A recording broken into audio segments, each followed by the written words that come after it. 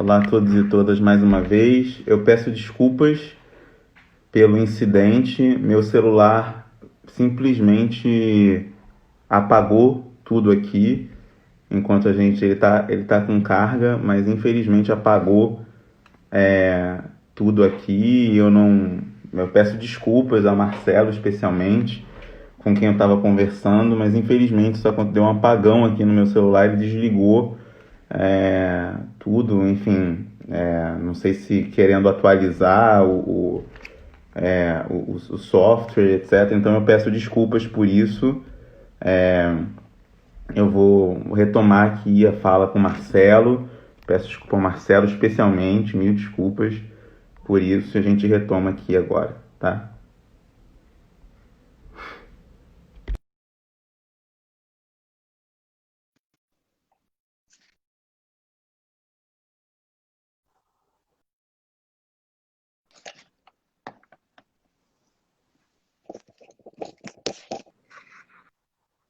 A tecnologia nos prega essas peças, né, Igor?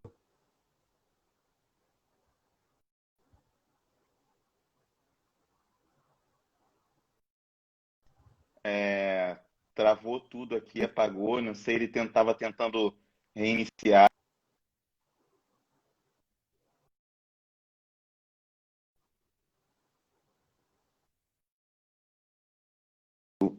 No meio da sua Tudo bem. fala, e aí Não, tudo bem. exatamente, exatamente. Estava no meio da sua fala e apagou tudo. Antes de dar sequência à sua Uhum. fala, tinha uma pergunta da Sergina, não sei se ela está aqui, se ela voltou, volta daqui a pouco, que ela estava falando, na verdade é uma pergunta relacionada a você diretamente, mas ela estava, e aí como a gente estava falando de informação, né, e da importância da informação, se você me permite, eu vou responder, que é uma pergunta que ela fala se as pessoas com anticorpos se imunizam do vírus, né? Eu vou só falar para ela assim, tem um estudo mais recente que a gente tem, um estudo chinês, que foi publicado pela revista inglesa Nature Medicine, foi publicado, se eu não me engano, no final do mês passado, que diz que esse processo de imunização tem uma média, né, de 13 dias. É um estudo que foi feito com 275 pessoas, e tem uma média, não sei se a Sergina está aqui, uma média de imunização de 13 dias, 20, né, na maior parte dos casos, em alguns casos 6, etc. Mas a imunização no sentido da produção de anticorpos, né, é produção de anticorpos em relação a essa doença. É, a doença tem uma mutação relativamente lenta, se comparada com outros vírus, como da influenza comum e do HIV/AIDS, que a mutação é muitíssimo intensa. Então tem. Mas um cuidado, antes de voltar a palavra ao Marcelo, é que eu tenho até sair uma matéria uns 3 dias sobre pessoas que estão uma contaminação voluntária para poder produzir anticorpos em relação a isso. É muito perigoso, então gostaria de alertar aqui, aproveitar a pergunta que a Regina fez. É muito perigoso que a gente faça esse tipo de investimento. É um investimento de risco, né? Sem saber se a gente vai poder. é, é, se a doença vai se apresentar em nós na sua face mais grave ou não. Isso é uma questão que a gente não tem o menor controle, né, para ver. Então, desculpa, Marcelo, e desculpa a todos e todas que estão aqui pelo problema técnico que eu tive com o meu celular. Então, vamos retomar. Você estava falando, eu estava fazendo uma pergunta dessa questão da cobertura jornalística, né, com a realidade epidemiológica. Você estava respondendo super bem. Se você quiser retomar ao que a gente estava falando antes do incidente. Não, eu acredito que assim deu para fechar. Eu acho que essas questões, só concluindo, os meios de comunicação têm um papel importante. A gente está vivendo uma crise grande e, querendo ou não, apesar de defender o quinhão, né, que nos pertence, do qual a gente faz parte, mas a gente tem que buscar fontes que sejam confiáveis. Então, assim como os cientistas têm os seus veículos, né, criam os seus blogs, criam formas, a gente vê os órgãos, como a própria Fiocruz, por exemplo, Uhum. tem uma grande assessoria com uma grande política de comunicação, de trabalhar isso. Eu acho que nesse momento trabalhando mais e mais, de uma maneira bem ostensiva, até para mostrar às pessoas, para divulgar. É um trabalho de divulgação científica, né? Além de um trabalho mais jornalístico, né? De comunicação externa. Mas Tem a um gente ponto tem que que. procurar fontes que sejam Exato. confiáveis. Os meios de comunicação tradicionais, sejam eles digitais ou impressos, eles ainda são os mais confiáveis. E, claro, a gente tem que buscar uma pluralidade de vozes, até puxando pelo Mikhail Bakhtin. A gente que trabalha com discurso sabe bem, né, o quanto que a gente trabalhar vozes distintas nesse momento em que tantas pessoas falam, que a gente tem que buscar informação. Acho que quanto mais a gente se informar em veículos e pessoas, fontes confiáveis, pessoas enquanto gentes, né, pessoas, né, autoridades, enquanto veículos de comunicação, melhor. Porque aí você tira as suas conclusões, faz as suas interpretações, entendendo que a gente não é tão neutro assim, né? Neutralidade é só um efeito de sentido dos meios de comunicação e do próprio jornalismo. Mas eles tentam objetivamente criar uma narrativa que seja a mais Sim. impessoal ou a menos pessoal. Acho que seria melhor do que mais impessoal, mas a mais menos pessoal possível. Então, aí eles se apagam no sentido de dizer, não, os fatos são esses. O fato fala por si só. Não, com certeza. Tem uma questão que você falou bem dessa multiplicidade de fontes de informação e de formas de mediação nesse contexto que se apresenta, um contexto que a OMS chama de infodemia, né, nesse excesso de informações. Infodemia, mais uma metáfora Uhum. epidemiológica, né, para tentar explicar um Uhum. processo social e comunicacional, Cultural. cultural. Queria que você falasse um pouco, né, tomando esse excesso de informação, e pensar o quanto que essa crise, né, de confiança também é uma crise do jornalismo, e que se dá nesse excesso, essa panaceia informativa, né? Queria que você Uhum. falasse um pouco disso. Panaceia é mais outro termo da saúde, né? Mais um termo da saúde. Ao mesmo tempo é uma catarse. É. Desculpa.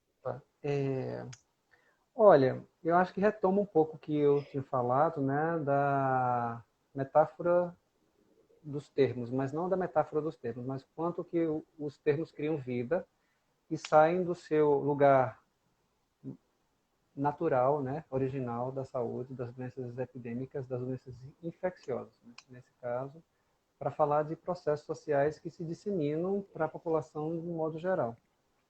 Então, você me perguntou isso, eu comecei, na verdade, eu já estou refletindo a respeito desse termo da infodemia. Se a gente vai para a etimologia da palavra, demia, que a gente pode pensar de pandemia, endemia ou epidemia, vem do grego. Demia, na verdade, epi tem a ver com sobre, e Uhum. demia, povo, que seria comunidade. Então, quanto que uma doença atinge uma população de modo mais amplo.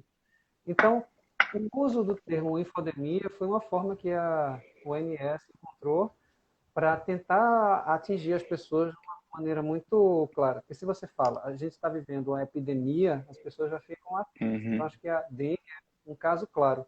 Talvez o que eu não tenha falado, que agora eu me lembrei, foi da febre amarela.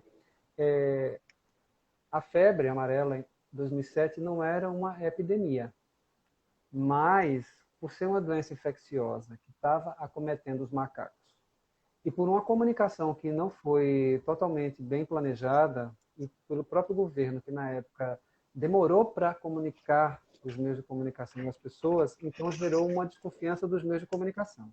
No ano político que estava vendo naquela época, então só foi um prato cheio, pólvora para explodir. Então você não estava em uma epidemia, mas a epidemia metaforicamente se instalou um certo medo, até porque as pessoas começaram a buscar vacina, se vacinar quando não precisava, de um vírus vivo, diga-se de passagem, que é super perigoso, de certos grupos que não deveriam se vacinar e que ocorreram mortes. Então você vê o quanto que isso está, simbolicamente, está quase que no inconsciente coletivo. A gente pode falar disso do ponto de vista até discurso. Então, quando a gente volta para o termo e pensa no coronavírus, eu acho que foi um momento em que a OMS, os órgãos de saúde, buscaram para mostrar o quanto que essa multiplicidade de vozes, essa explosão de mediações que a gente já vem vendo, né? As mediações com várias pessoas, vários entes falando ao mesmo tempo. Então você tira os veículos de comunicação, a mídia, como os grandes mediadores do mundo, né, para contar sobre o mundo, as histórias da vida, e você bota qualquer pessoa. Quer dizer, no começo, quem tinha acesso à internet, hoje em dia, como o acesso está cada vez mais facilitado, todo mundo pode falar. Os youtubers vêm aí para isso, né? E você é outra pessoa que melhor do que ninguém pode falar dos influenciadores, né, digitais, o quanto que eles têm esse papel, e na saúde isso vem crescendo mais ainda. Então acho que essa multiplicação de informação que há realmente, e aí eu penso no artigo que vai sair agora, né? Você vê, eu acho, eu tenho uma hipótese, tá, Igor, que aí teria que ser bem configurar, assim, bem provada, mas pelo que eu já tenho de experiência com a dengue, com outras doenças, até com a febre amarela, que apesar de eu não ter estudado a fundo, mas já fiz artigos sobre, eu acho que o coronavírus é a doença que mais se informou no mundo através da mídia e dos meios de comunicação tradicionais. Você vê que a Folha de São Paulo, por exemplo, chegou um certo período, pelo menos até março, abril, de todas as manchetes da primeira página falavam de Covid-19. Eu nunca via algo assim. Você via a manchete principal, secundária. Então você vê que essa infodemia estava presente até nos meios de comunicação, de informar de um certo modo, tanto que você saturou. Claro, é o papel dos meios, mas ao mesmo tempo você se pergunta, você vai se informar diante de uma sociedade que todo mundo compartilha notícias, sejam verdadeiras ou falsas, influenciadores, pseudo-influenciadores digitais e as fake news que vêm aí como uma outra questão que satura. Então acho que a infodemia, o termo teria que ser melhor estudado. Acho que é uma coisa nova que discursivamente carece e merece estudos melhores do ponto de vista da comunicação. Mas foi uma forma, creio eu, de refletir o momento atual. E aí, quando você começou a falar, me veio à cabeça Barbeiro das Meditações, Canclini, me veio Fausto Neto, Muniz, Sodré, me veio o Igor Sacramento também, querendo ou não, né, que está aí também estudando a respeito, que são pessoas que estão refletindo a respeito dessas questões. E eu acho que tem muito a contribuir nesse momento, né, para pensar o quanto que essas mediações, o cenário de mediatização está fazendo a gente viver no mundo que nós tememos até a própria informação. Sim, sim. Isso é muito... E é muito interessante. Esse mundo que nós tememos, a própria informação, é um mundo também de excesso, né? De informação e excesso. E uma coisa que a informação que eu quero para mim é mais ou menos um pouco a verdade que eu quero para mim, né?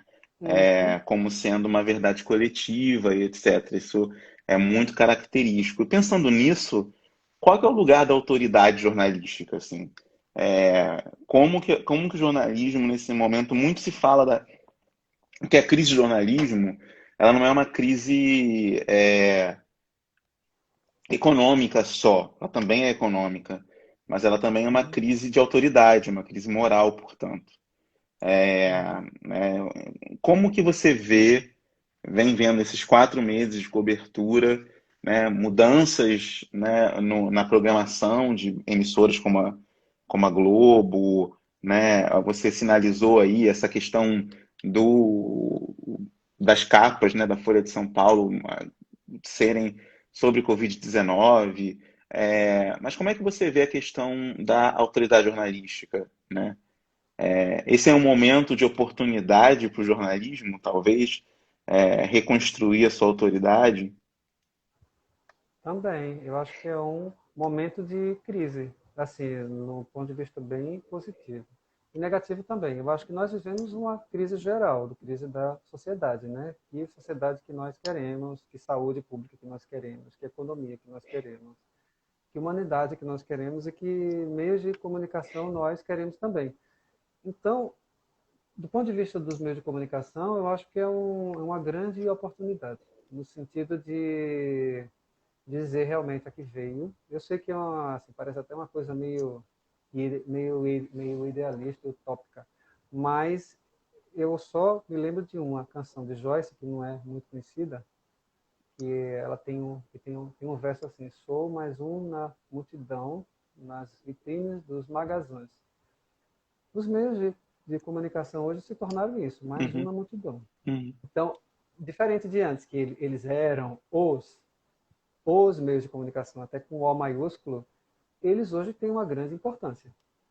A gente tanto vê que na fase de isolamento social, as televisões ganharam novamente a audiência, as pessoas começaram a ver novela de novo, viram até reprises de novela que está tendo audiência enorme. Isso é super interessante. Para quem trabalha com essa parte estética, né, é um prato cheio, causada pela pandemia. Então, tudo sim. é atravessado. A saúde está reconfigurando essas coisas. Agora, o que você vai fazer, eu acho que a cobertura ainda carece de uma, não sei se melhor criatividade, né? Mas assim, de uma multiplicidade de visões e olhares. Agora, a questão é como você vai fazer isso diante de um cenário precário, precarizado. Aí eu falo da precarização econômica mesmo do ponto de vista Do trabalhista. trabalho, né? Uhum.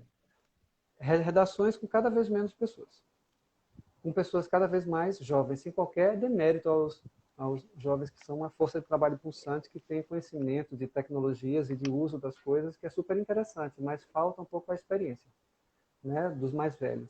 Então, a gente vive uma realidade em que há uma sobrecarga imensa para os profissionais de comunicação, que eles têm que se reinventar. Imagina os próprios repórteres que não puderem ir às ruas, os que ficaram em casa, né? Por exemplo, quem estava em Londres, na França, né? Que eram os correspondentes, né? Falando das suas casas sem conseguir chegar até a fonte primária. Então você tem que captar tudo da internet. É um grande desafio. E do ponto de vista de, de crise, eu acho que a gente está. A gente pode até pensar mais, né? Acho que a gente mereceria, acho que daria mais umas 4, 5 lives, né? Mas que informação nós queremos, do ponto de vista prático, né? Que meios de comunicação a gente quer. E aí eu fico me lembrando o seguinte, né? A gente fica se perguntando: a sociedade vai ser diferente, esse novo normal vai ser diferente, tudo vai ser diferente. Em um certo modo, sim. Mas quando você lê sobre a gripe espanhola, você percebe que quando se abriu, aí eu me lembro de você falando, foi uma Uhum. imagem que veio à minha cabeça, Esperança. Me lembrei logo de Silvio Santos. Vamos abrir Uhum. as portas, É, Esperança. Aí é. aquela música, todo mundo achando que chegou, né? Que o mundo novo chegou naquele momento que a porta se abre. Então, eu fico imaginando que nesse momento que a gente está voltando esse novo normal, saindo às ruas, o grande risco que tem, mas é o que vai naturalmente acontecer, as pessoas, eu acho que eu fico muito curioso, eu gostaria de ser uma mosca para sobrevoar o mundo inteiro, enquanto pesquisador, enquanto ser humano, para ver como é que vai ser a reação das pessoas quando elas saírem às ruas e disserem assim: agora estou livre. Uhum. Vai ser uma festa sem tamanho. E no Brasil, que é um país latino, que as pessoas precisam se tocar, se pegar, isso é mais constitutivo. Então, teve festa, isso lá no século XX, né? Sim. Não, na década de 20 do século XX, né? O, carna... o 1919. carnaval de 1920 foi uma loucura, né? O mais louco, O mais tanto é que louco da teve história. uma cantada pela própria Carmen Miranda. Depois eu beijei quem não devia, peguei na mão de quem eu não conhecia. Então você Sim. só imagina que em 38 falar uma coisa dessa, imagina a loucura que foi naquela época. Então É. a sociedade se tornou mais libertária, mais libertina, né, É. no sentido de querer viver a vida como se não tivesse amanhã. Então, você quer viver o hoje. Então, de um certo modo, é bom, do ponto de vista até humano, assim, você viver o presente. A gente sempre fica pensando no futuro, né? O projeto, o que é que eu vou ser daqui a 5 anos, o que é que eu vou querer. É muito importante você pensar no futuro, mas você tem que pensar, eu preciso ver o hoje. O hoje é isso, eu tenho que viver o presente. Eu acho que a gente sempre. Engraçado, né? Eu acho que é outra discussão. Falando contigo agora, eu fico imaginando. As mídias falam do presente, né? E o presente que já se tornou o antigo, a partir do momento que você noticia, a coisa já se tornou velha. Mas é o discurso instantâneo, né? Do hoje. Então, a gente fala que a gente está vivendo o presente, mas no fundo, a gente está sempre buscando o passado, mas querendo projetar o futuro. Eu sei que essa é uma coisa muito doida, né? Eu Uhum, sei não, que eu estou não. viajando assim, mas eu acho que do ponto de vista filosófico é algo super interessante considerar o quanto que a gente está pisando freio. Não, bora pensar o que é que a gente quer. Então, acho que voltando ao início, os meios de comunicação tem uma grande oportunidade. Como os cientistas estão tendo uma grande oportunidade de se reposicionar, acho que eles estão tendo mais chance, porque são eles que constroem o conhecimento científico, né? Então, são eles que são os detentores das informações sobre as doenças, por exemplo, sobre as pesquisas, diferente dos meios de comunicação que são mediadores de segunda ordem, né? Eles pegam o discurso dos cientistas, dos Uhum, políticos e traduzem isso numa linguagem que seja uhum. acessível.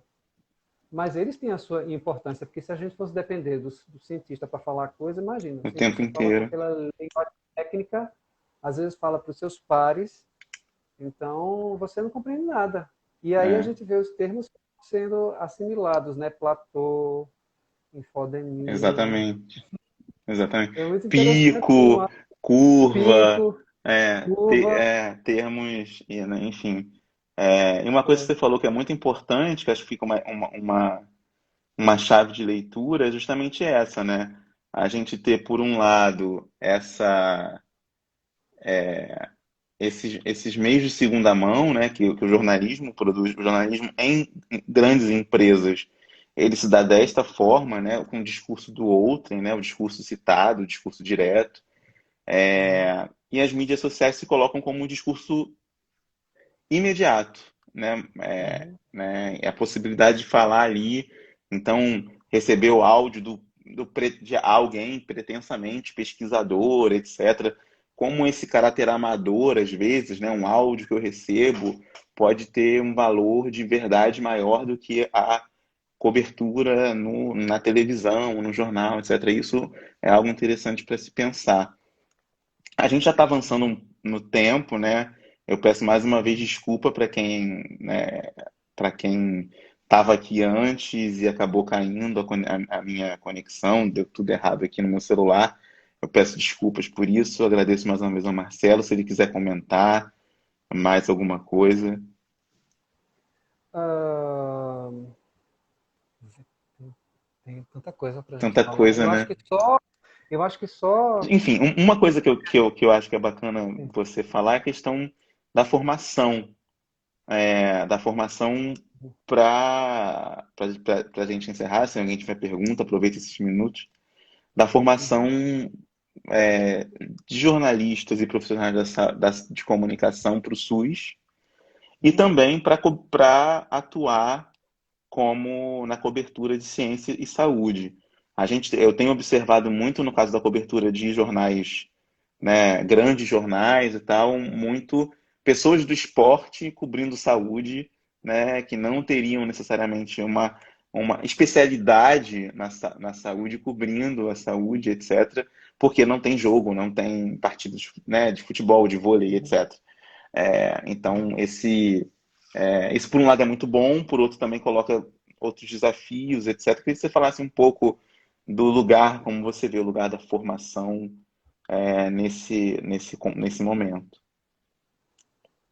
Imprescindível, eu acho que sempre foi, eu acho que mais do que nunca torna-se mais ainda, né, essa especialização. Até foi uma das questões da tese, né, pensar a área da saúde como área especializada, como uma editoria que foi crescendo em importância, mas nos anos 2000, em meados dos anos de 2010, foi decaindo em função da própria crise econômica e da crise dos meios de comunicação em função dessa crise econômica, né? O papel foi ficando caro, as pessoas, então a gente vê que os jornais foram diminuindo de tamanho, as redações foram diminuindo em quantidade de profissionais.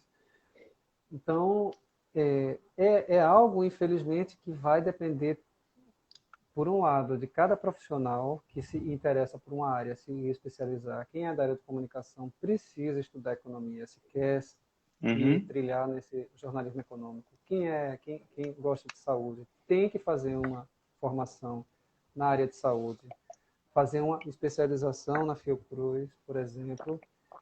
Espero que essa especialização se amplifique para outros estados, para que não fique apenas o Rio de Janeiro, que eu sei que é o lugar onde a comunicação e saúde na Fiocruz se, né, trabalha de forma mais constitutiva, mas a gente tem alguns centros que pensam nessa questão.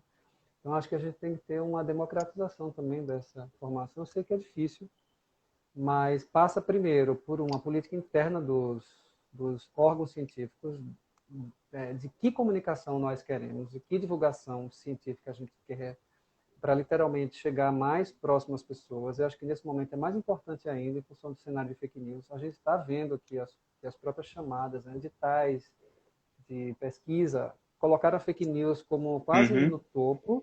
Uhum. Então, a comunicação, mais do que nunca, ficou em uma certa evidência diante desse cenário, porque a comunicação é o lugar. Então, as pessoas falam que foi a mídia que criou tudo isso. Foi não.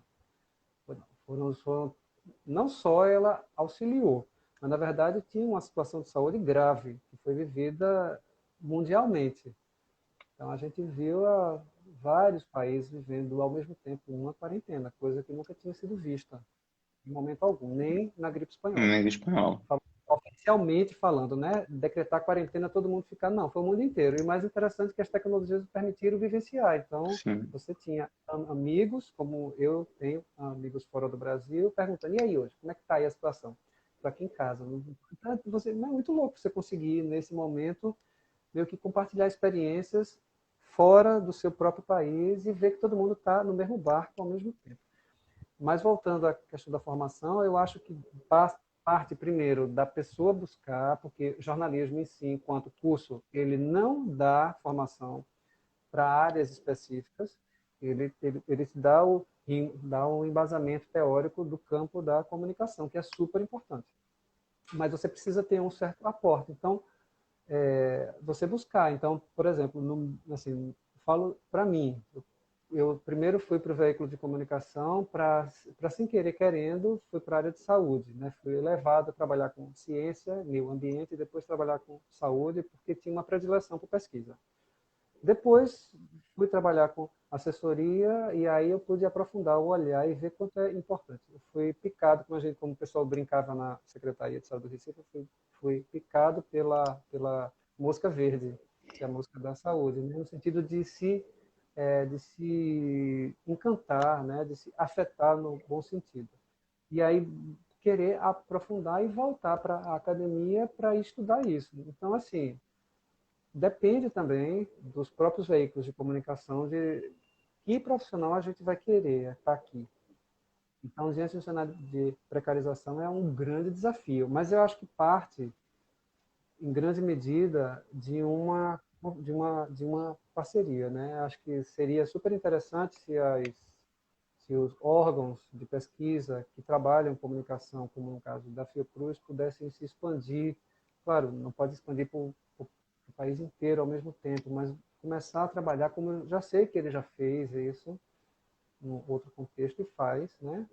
No sentido de se associar a outros entes públicos ou privados, no sentido de sensibilizar as pessoas. Hum. Querendo ou não, se você não tem um profissional e não tem um meio de comunicação sensível às questões, você não pode esperar que ele, por si só, osmose entre a situação. Quer dizer, a gente viu profissionais que foram de áreas distintas forçados a falar de saúde, positiva, porque todo mundo começou a saber de saúde e entender os termos técnicos e você tem que se reinventar diante de uma situação de crise. Isso é bom. Por outro lado, você depois, e daí? Como é que você vai aprofundar as questões? É só um profissional especializado que tem a capacidade de ir a fundo em determinadas questões, de entender e de não apenas comprar o discurso como se fosse a verdade, né? A gente recebe o release, por exemplo. Nós vemos isso, né? Copia e cola. Uhum. Pega o release e copia como se aquilo fosse a verdade, mas a gente não pode esquecer que a assessoria que trabalha isso trabalha o discurso do cliente, pegando bem a lógica consumerista, né? Trabalha aquele que está te pagando. Isso daí não é uma crítica dizendo que eles estão subvertendo a verdade, não. Mas eles estão dando certo olhar sobre as questões que, dependendo do olhar de quem trabalha na assessoria pública, né, na assessoria de comunicação, pode trabalhar de uma maneira mais diversa, né, mais democrática, no sentido de mostrar a realidade como ela é, mas sem ficar maquiando, mostrando que tudo é bonito.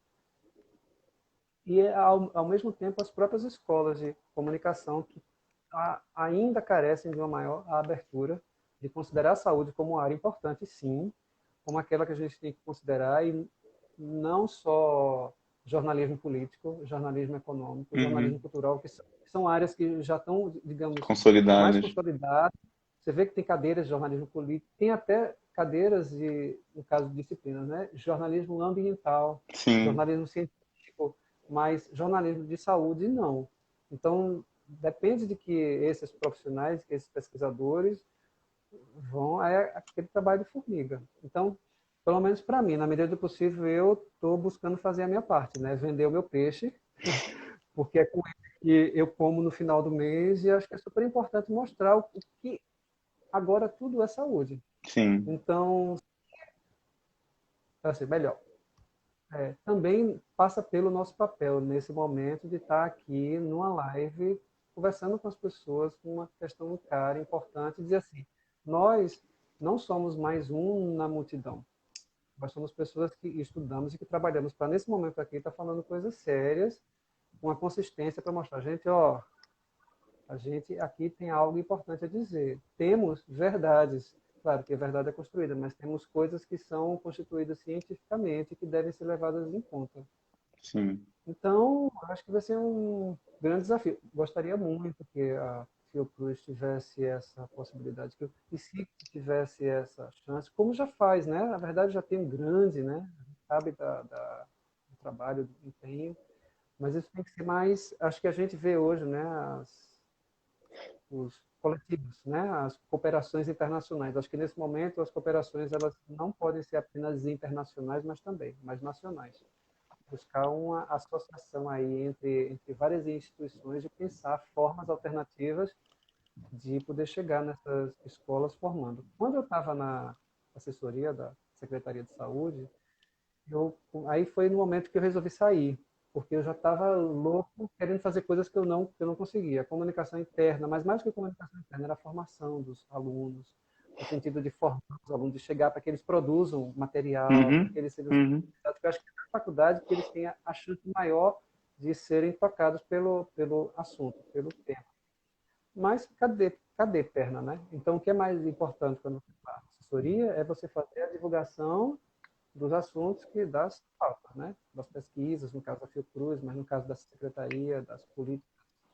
Então você fica premido por uma rotina precarizada também, né? Sim, Somos poucos fazendo muito. somos poucos. Então eu acho que aí é um grande desafio. Gostaria muito de me colocar junto também, e já me coloco, né? Já estou me colocando junto no sentido de pensar alternativas.